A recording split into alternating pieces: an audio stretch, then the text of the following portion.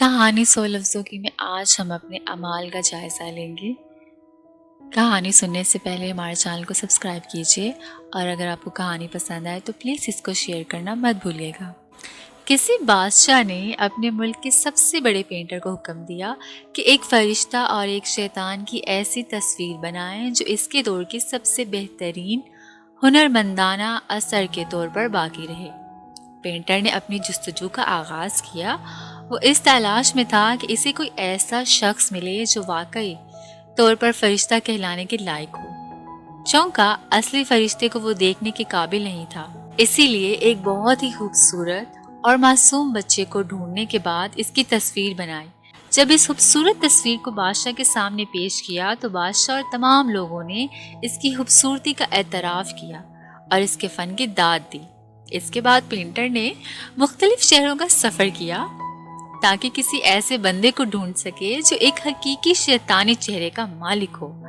ملک کے مختلف جیلوں میں موجود مجرموں کو دیکھا لیکن اسے کوئی ایسا شخص نہ ملا کیونکہ اس کی نظر میں سب اللہ کے بندے تھے، اگرچہ انہوں نے بعض غلطیاں بھی کی۔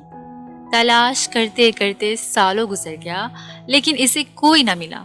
40 سال بعد جب بادشاہ نے احساس کیا کہ اس کی عمر کے آخری ایام ہیں تو اس نے پینٹر کو بلا کر کہا کہ کسی بھی صورت میں تمہیں جلد از جلد اس تصویر کو بنانا ہی ہوگا تاکہ میری زندگی میں ہی یہ کام سر انجام پائے۔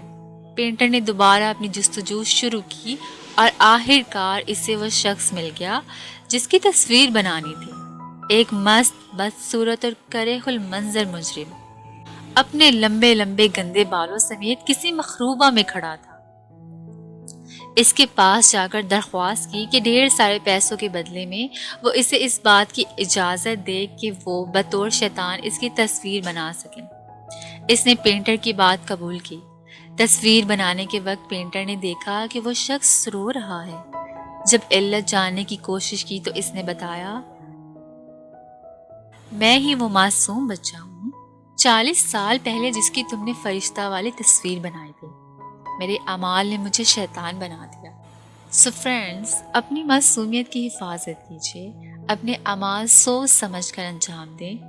فرشتہ باقی رہنا یا شیطان بننا ہمارے اپنے اختیار میں ہے۔ اگر آپ کو یہ چھوٹی سی کہانی پسند آئی تو پلیز ہمارے چینل کو سبسکرائب کیجیے، نیچے گھنٹی کے نشان کو پریس کیجیے، اپنی اوپینین کمنٹ سیکشن میں ضرور دیجیے اور اس کو زیادہ سے زیادہ اپنے انوسینٹ اور تھوڑے سے ایول فرینڈس کے ساتھ ضرور شیئر کیجیے۔